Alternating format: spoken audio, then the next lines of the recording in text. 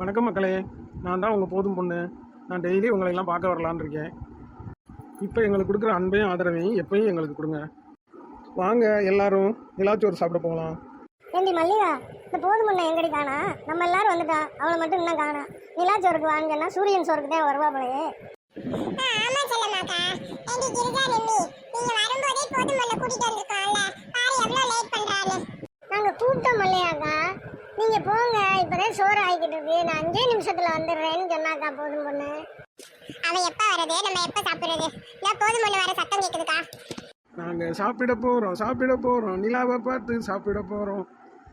எங்களோட சேர்ந்து சாப்பிட யாரெல்லாம் வரீங்க? வாமா போது, உனக்காண்டி நாங்க எவ்வளவு நேரம் வெயிட் பண்ணிக்கிட்டு இருக்குது. நிலாவே ஓடிரும் போல. ஏய் சிண்டு, அந்த பால் எடுத்து போடுங்க. எனக்கு ரொம்ப பசிக்குது, வாங்க எல்லாரும் போய் சாப்பிட போவோம். இரு சிண்டு, கொஞ்ச நேரம் விளையாடிட்டு போகலாம். வாமா போதும் பொண்ணு, நீ இன்னைக்கு என்ன செஞ்சு கொண்டாந்துருக்க?